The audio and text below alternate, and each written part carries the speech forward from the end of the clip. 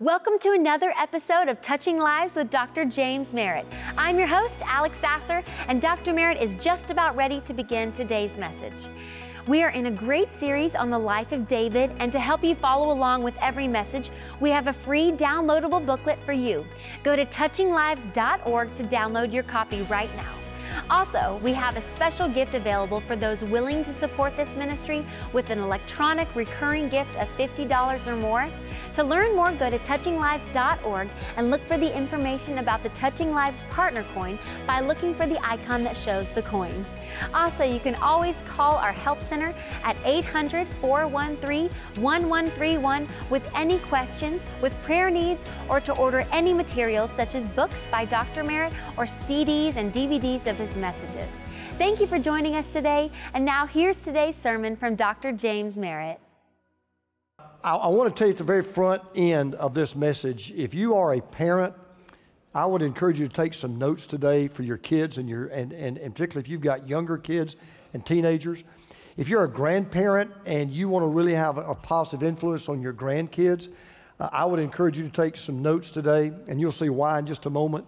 President Andrew Jackson had a relationship with his mother like I did. He didn't just love his mom, he revered his mom. And on her deathbed, she gave him the last piece of advice she would ever give him. And here's what she said. She said, "Andrew, in this world, you will have to make your own way.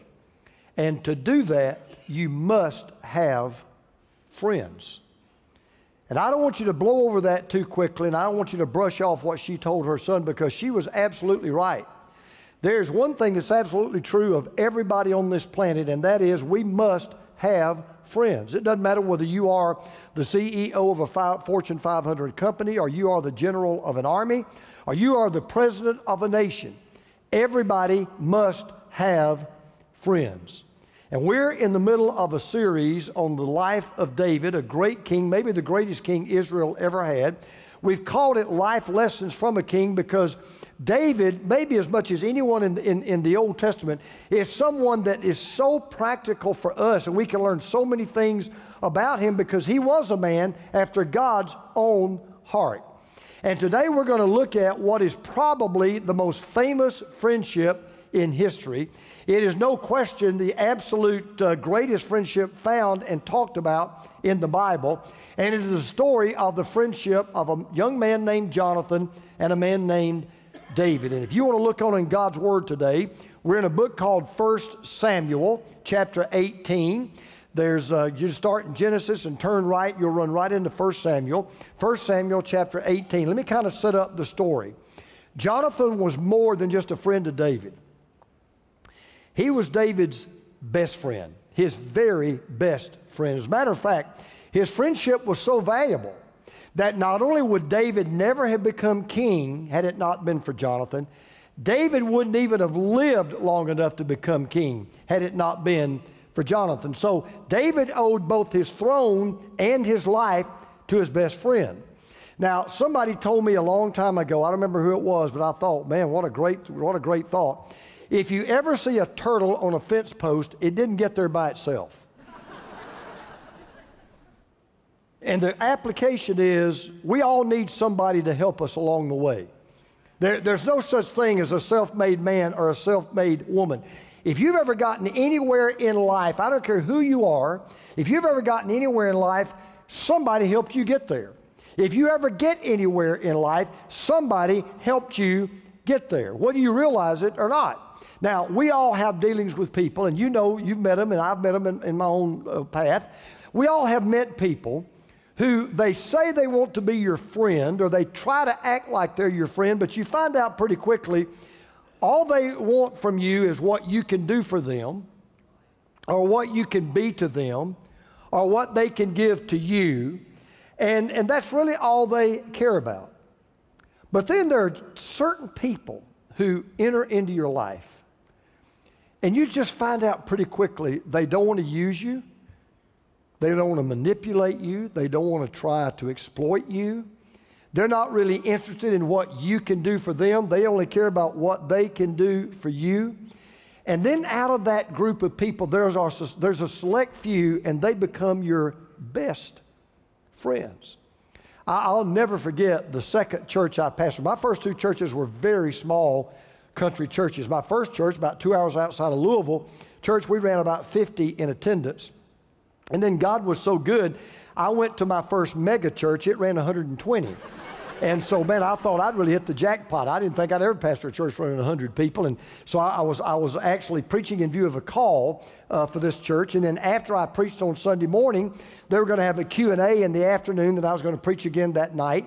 And then I would become the pastor. So it was the afternoon time, and we were having this Q&A session. The place was packed out. Everybody had all these questions with this young seminary student in his doctoral work, and all these questions that they asked. So finally the meeting broke up, and as soon as the meeting broke up, there was a man that was sitting kind of toward the back of the church, and I mean, he made a beeline for me. Now I have to tell you about him. He was a big pot-bellied guy. He had a Marine haircut. His pants were baggy and kind of came down to about right here around his waist. His shirt didn't fit him. One button was open. I could see his belly button as he's coming down to talk to me. And the thing that really bothered me the most was he wore white socks. Now, you may wonder why that bothers you. Let me give you a piece of advice. If your accountant wears white socks, get another accountant. Don't ever put anybody on a finance committee that wears white socks because they're cheap, okay? So don't do that. So all in all, this guy's coming down and he's wearing white socks. So I did what we all tend to do. I made the snap judgment. I'm looking at the book cover and I said to myself, okay, this guy's bad news. He's either got a negative thing he wants to say to me, he didn't like something I preached, or he's got a question that's really ugly and he didn't want to ask it in front of everybody. So just instinctively, I kind of folded my arms and kind of braced myself, kind of waiting for this guy to come up. And I'll never forget what happened. He smiled when he got up to me. He had a big gap about that big between his two front teeth. I mean, you could see all the way down his Adam's apple. And he smiled real big, and he shook his hand out, and he said, I'm not making this part up. I'm making any of it, but this part I'm not for sure. He said, my name is David. True story, David. He said, preacher, I don't have a lot of money. I don't really have any influence in this church. But my wife and I will help you take care of your little baby anytime you need us. James had just been born, my oldest son. He's just a few weeks old. And then I'll never forget what he said. He said, my home is your home, and I will be your best friend. And you know what? White socks and all, he became my best friend. I mean, it was unbelievable. He just, and by the way, I hate to burst your bubbles because I just want to be honest. There are two things that are true of every human on this planet. We all need to have the right kind of friends, and we all need to be the right kind of friend, because as you go through life, you'll find this out the hard way or the easy way. You'll make a lot of acquaintances in life. You won't make many friends. I hate to burst somebody's bubble here today, but you don't have as many friends as Facebook says you do. And don't measure the quality of your friends by your Instagram likes or by how many times that you're favored on Twitter. Because the fact of the matter is, not everybody that claims to be your friend is your friend. And so today, I want us to look at the greatest friendship in history. And I want to share with you how to have the best friends and how to be the best friends. That's why I'm telling you, what I'm going to share with you today is absolutely crucial. I mean, it is absolutely crucial to your children and to your grandchildren. So very crucial. Because the three greatest choices they will ever make in life are these three choices. Number one, which God am I going to serve? Number two, what person am I going to marry? And number three, who are going to be my best friends? So I want to show you what it takes to have the best friends and to be the best friends, and it's what made Jonathan the best friend of David. Now, before I go any further, let me just say this. I want you to do two things with this message. Number one, I want you to think about right now, who are your very best friends, or who do you think are your best friends?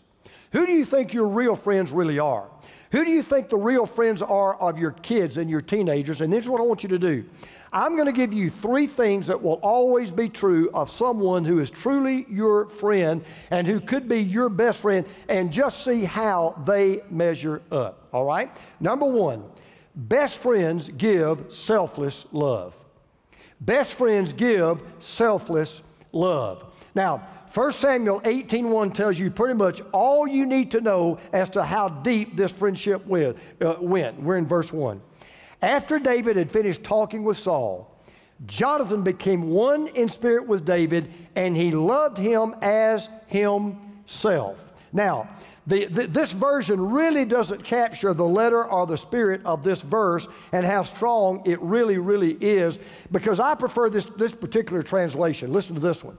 As soon as he had finished speaking to Saul, the soul of Jonathan was knit to the soul of David, and Jonathan loved him as his own soul. Now, that word knit literally means to chain. It literally says the soul of Jonathan was chained to the soul of David. In other words, they weren't just friends. They were what you would call soul brothers. I mean, their soul was knit as one. Jonathan had the highest love for David that one person could ever have, because it says he loved him as his own soul. Now let me tell you what that means. You ready for this? This is so cool. Jonathan loved David more than Jonathan loved Jonathan. Jonathan loved David more than Jonathan loved Jonathan. You remember what the second greatest, Jesus said the second greatest commandment was? He said, love your neighbor how? As yourself. He didn't just say love your neighbor. You can love your neighbor. That's not what real love is. Jesus said real love is when you love your neighbor as yourself. Why did Jesus say that? Because here's the truth, and it's true about me, it's true about you. We all have a tendency to love ourselves more than we love anybody else. We just do. You know, it was said of Napoleon and his wife, they had one thing in common, they both loved him. Well, Jonathan actually loved David more than he loved himself. You say, wait a minute, how do you know that? Well, remember, Jonathan is the oldest son of Saul. He was the king in waiting. He was the prince that was to take the throne. He was the heir apparent. The royal position belonged to him. The praise of the people should have been his. Kingly power was his birthright. But God had promised David he would be king. God had promised he would be the next in line. So Jonathan had every reason to be jealous and to be envious and to be bitter toward David, but instead, look what he does for David. Jonathan took off the robe he was wearing and gave it to David along with his tunic and even his sword, his bow, and his belt. Now, that doesn't mean a lot to us, but let me tell you what he had just done. Because when Jonathan's servants saw what Jonathan just did for David, their chin hit the ground. They couldn't believe it. He gives David his robe. His robe was a symbol of his future role as a king. And when he gave David his robe, he said, David, I'm not going to be king. You're going to be the king. He then gives David his sword and his bow. Those were military weapons. He said, David, I'm not going to be the commander-in-chief. You're going to be the commander-in-chief. And then he gave David his belt. That was the chief ornament that could only be worn by those who were in the royal line of the king. In other words, he said, you know, David, rightfully and legally, I should be king. But I know God wants you to be the king, and I am gladly letting you know you will be my king. As a matter of fact, later at a moment in David's life when he was under the gun and on the run, there was a hit squad after him. At the risk of his own life, Jonathan said something to David. I want you to listen to what he said. Jonathan said to David, whatever you want me to do, I'll do it for you. Now, let's get real honest. How many people do you really have in your life that will do whatever you wanted them to do for you? And how many people in your life would you really do whatever you could do for them? Because listen, let's just all get honest now. When somebody say, you ever had somebody say, hey, if you ever need anything, call me. Everybody say that, right? If you ever need anything, let me know. And here's what they're really saying. Man, whatever you want me to do for you, I'll do it. If it doesn't involve money, if it doesn't cost me too much, if it's not inconvenient, if it doesn't interrupt my schedule. But Jonathan's offer was unconditional. No strings attached, no fine line at the bottom of the contract. Jonathan, David, whatever you want me to do, I will do for you. It was selfless love. You know, there are friends and there's family, but then there are friends who become family. Well, they weren't just friends now. They were family because he had given David selfless love. David, I love you more than I love me. Second test of a real friend. Best friends give steadfast loyalty.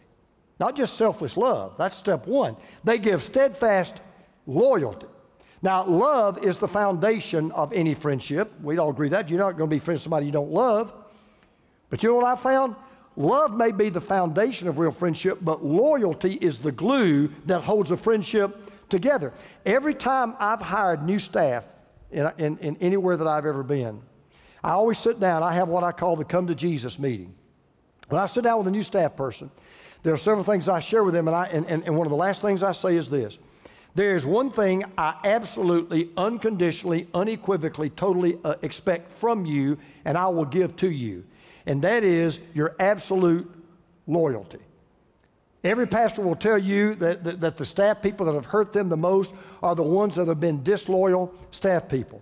And I can tell you I've had my share of them, and there's nothing more hurtful than a staff person that is not loyal, because disloyalty is what separates true friends from false friends. Because you have to understand what's going on with Jonathan. See, when you read the story of David and Jonathan, you go, well, isn't that nice that Jonathan and David became best buddies? What you don't understand is just exactly how costly it was to Jonathan to be a friend of David at all. It was not easy.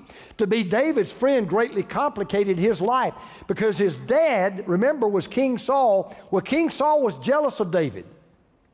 He hated David. He feared David.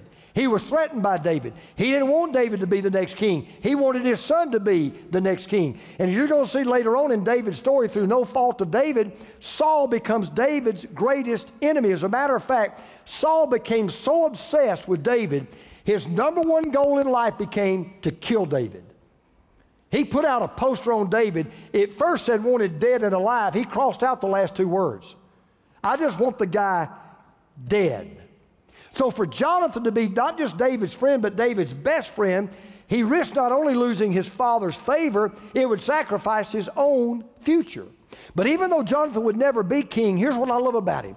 Jonathan would never be the king he was supposed to be. But he had the heart of a king. He was loyal. In fact, he had what I call the royalty of loyalty. Now this is illustrated in the next chapter, so let me tell you what's about to happen. Saul is so obsessed with killing David that now he's starting to talk about it publicly.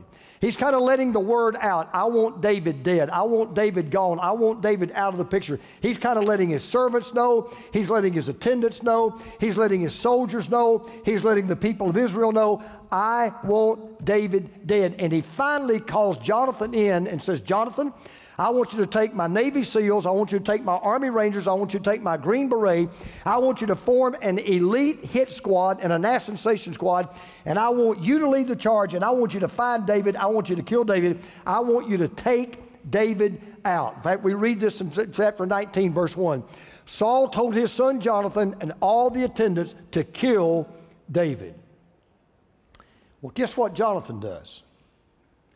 Not only does he warn David to go into hiding, he does something that in other ordinary circumstances he would have gotten killed for. He did the unthinkable. He did the unspeakable. He stands up to the king. He stands up to his own father. And even a son was not allowed to do that. The king's word was never to be questioned. But listen to what Jonathan says to his dad. Jonathan spoke well of David to Saul his father.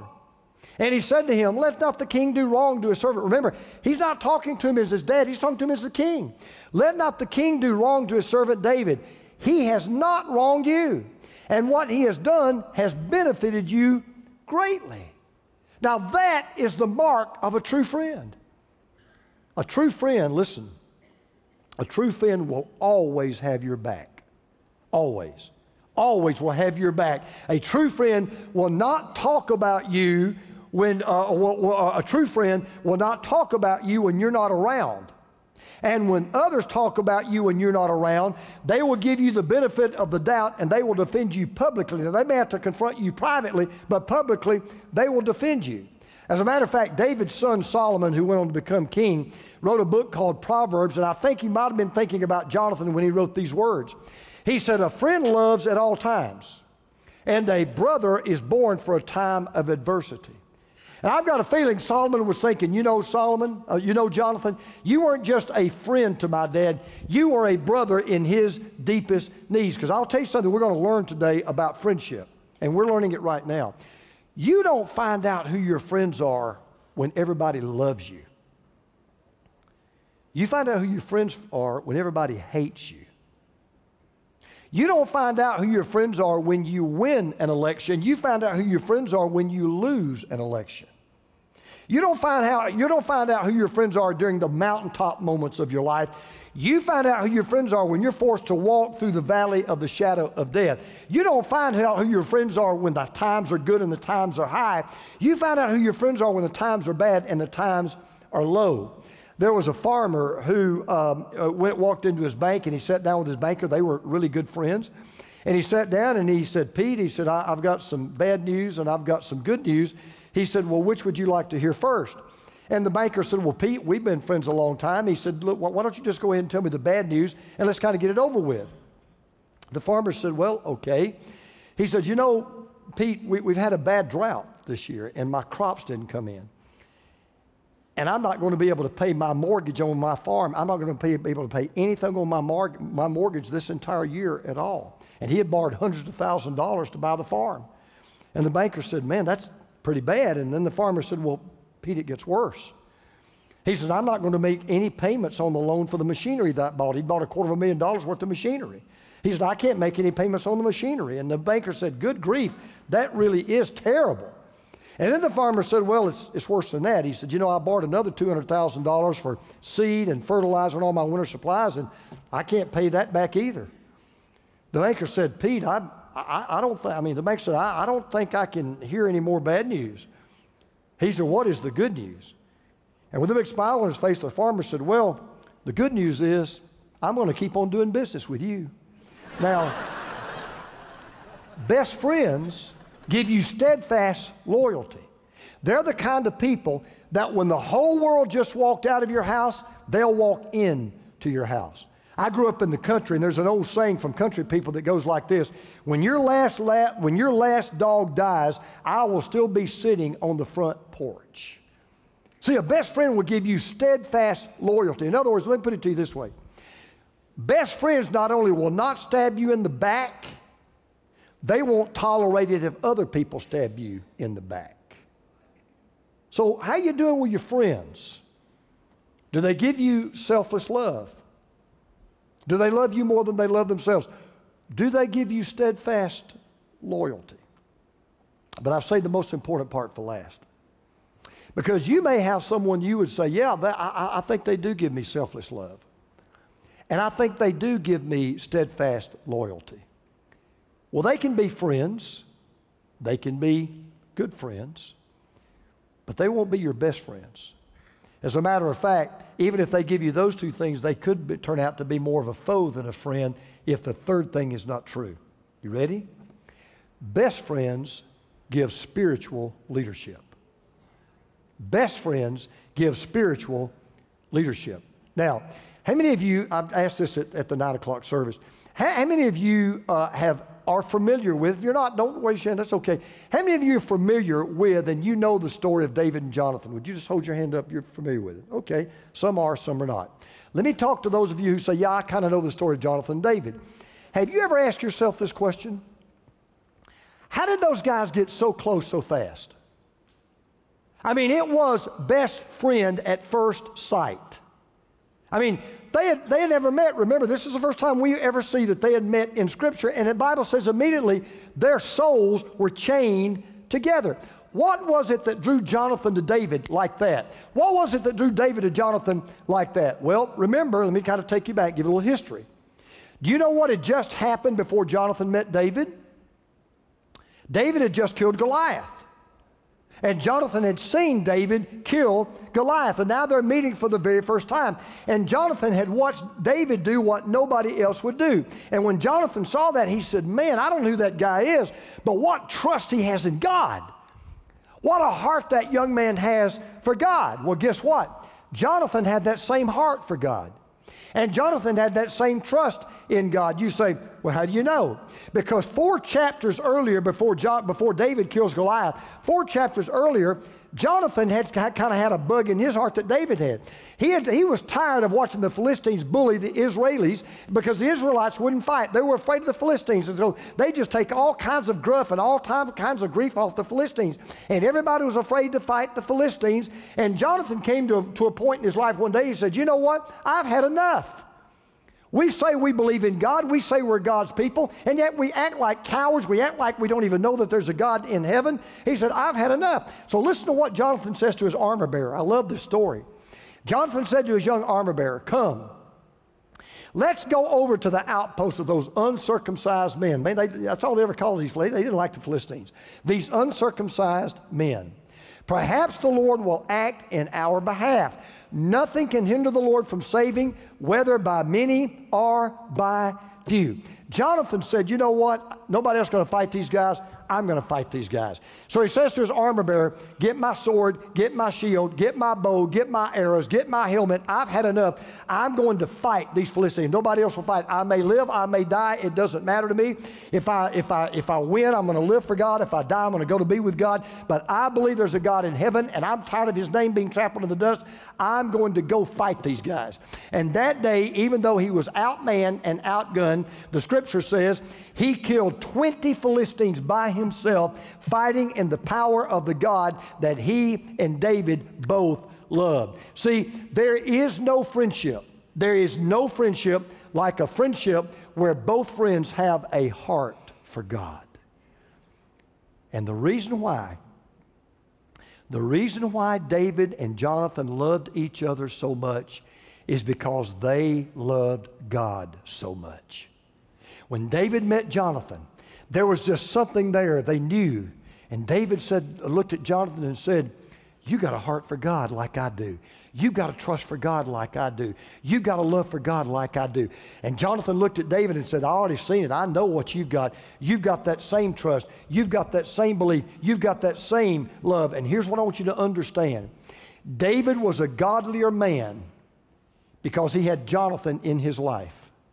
And Jonathan was a godlier man because he had David in his life. In fact, in the last meeting that Jonathan and David ever had, Saul is hunting David like a wild animal, and David is scared, he's exhausted, he's worried, he's running hard during the day, he's hiding out at night, and then we read these incredible words. Now remember, Jonathan's going to David when nobody else would have anything to do with David.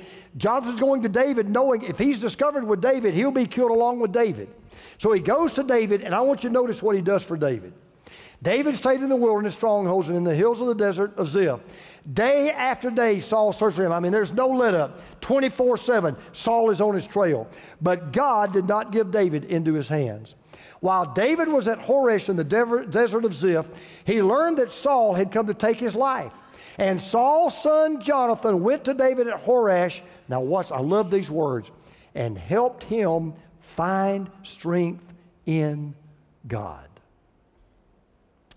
David, remember I told you, he's not wanted dead or alive. He just wanted dead. And here's where David is right now. It is kill or be killed. And David now is fighting the very same emotions you and I would have been fighting. Bitterness, anger, thoughts of revenge, assassination. I better kill the king before the king kills me. And Jonathan walks into that desert, into that cave, and he sits down and he says, David, listen to me. Trust in God. Stay close to God. Don't find your strength in a sword or a shield. You find your strength in God. God is in control. God will see you through. David, don't lower yourself to the level of my dad. Don't you let your flesh get the better of you. Two wrongs never make a right, and you never do wrong when you do what's right. And when you do what God wants you to do, you always do what's right. You talk about a friend. Real friends will build you up. They will not tear you down. Real friends will not see how low they can take you. They will see how high they can take you. They won't see how much they can draw you away from God. They'll see how much they can draw you closer to God and keep you straying from God. So I just want to ask a question right now, just honestly. Maybe some of you need to evaluate who some of your friends really are. Now, let me just hesitate. I want to be careful. We ought to be friends with lost people. We ought to be friends with people that don't know God. I've got a list of people I pray for every Tuesday that are far from God, very far from God. They don't live the lifestyle that I live. They don't have the beliefs that I have.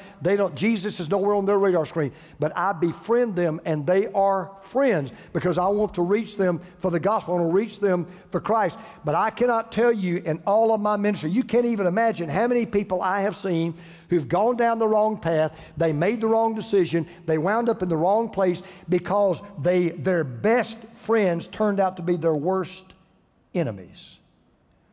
This week, I don't mind telling you this, I don't mind sharing these kind of things, because all good things come from God, right? So last week, through the generosity of a sweet, sweet man, I got to go up to Philadelphia, outside of Philadelphia, and I got to play the #1 golf course in America. It's unbelievable. Great. I mean, it's been there over 100 years. Great experience. And they have caddies.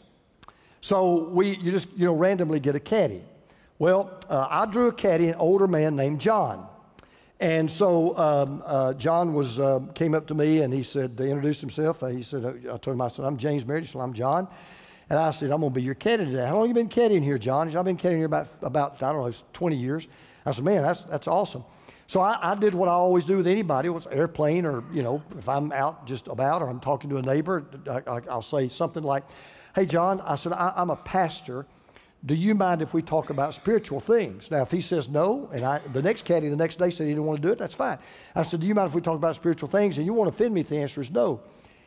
Well, he teared up and he said, that'd be good. He said, I've really gone through a rough patch in my life. And boy, that got my radar up. And I said, well, John, I'm not trying to pry, but what happened? What's the trouble?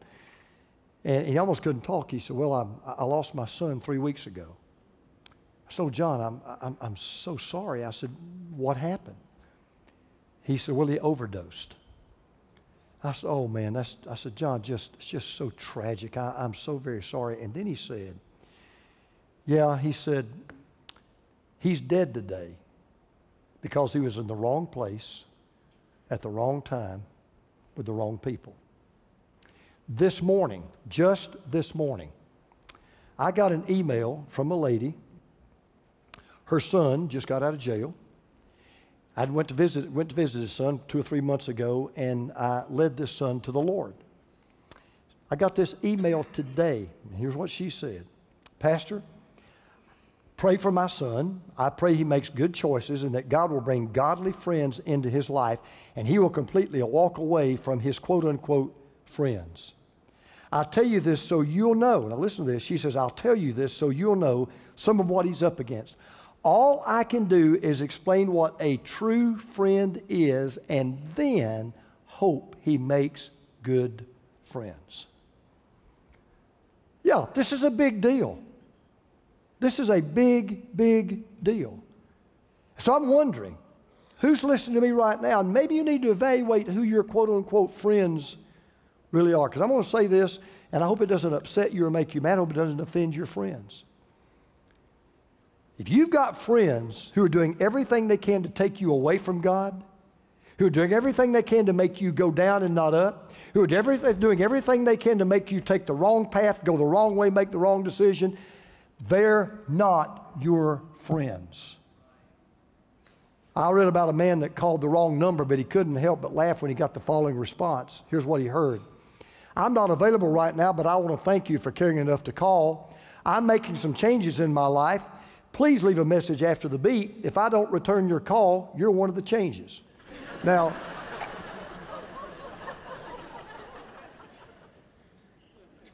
I want to get practical. I want to tell you the best place you'll ever go to find a best friend. And I know what you're going to say. You're going to say, church. No, I'm not going to say church. Has to do with church, but not church. You say, well, why wouldn't you say church? Because if all you ever do is walk into this building, you're not going to make any friends. You'll make acquaintances. You'll see people you know or their face you'll know. Hi, hello, good to see you again. You won't make friends. The best place to make best friends is in a small group under the authority of a church. And that's why I'm going to keep hammering over and over and over. And I'm just being honest. If you are not involved in a small group in our church, you're missing out. You're missing out. There's some people in a small group right now that you don't even know yet, but there's a David waiting on you. There's a Jonathan waiting on you. And you need to get into that small group and not only get a David and Jonathan, be a David and Jonathan, because there are people in small groups right now that don't know you, but they need your friendship. They need you to walk with them through some things. I'm going to my home group tonight. We're starting up, and I'm going to my home group tonight. Can't wait. You know why? Because we're not just friends, we're family. I've shared things in my home group I wouldn't share publicly. They know things about me that you don't know. They know things about things I've gone through that you don't know. And that's what happens when you get into a small group. Because I'm going to tell you, I've learned this, and I thank God I learned it early. What really matters in life, ladies and gentlemen, and boys and girls, is not what you have, it's who you have. What you have is not a big deal. You're going to lose everything you have. Who you have is what counts. I came across this quote the other day that brought a real big smile to my face. It said, diamonds are a girl's best friend, but a best friend is everyone's diamond. Diamonds are a girl's best friend, but a best friend is everyone's diamond. I want to have to close with this. I'm going to wrap all this up. Because remember, every time you read a story in the Old Testament, always remember this. That story ultimately is not about the people in the story. It's not ultimately even about you. It's always about Jesus. All the Bible's about Jesus. So here's where I want to go, and you'll see why. I made a statement at 9 o'clock. It wasn't even my notes. It just came to me, and I thought, even after service, I thought, boy, that's a very strong statement. You really want to make that statement? And I said no, and God said yes. I'm going to say it again. I don't care how high you go in life. I don't care how much money you make in life. I don't care what titles you accumulate or what degrees you earned. Your life at the end will be a colossal failure if your best friend isn't Jesus. No matter what else happens. Failure. Epic failure. If your best friend is not Jesus. And let me tell you, let me show you how there's this parallel. When Jonathan and David became friends, they were pretty much equals, right?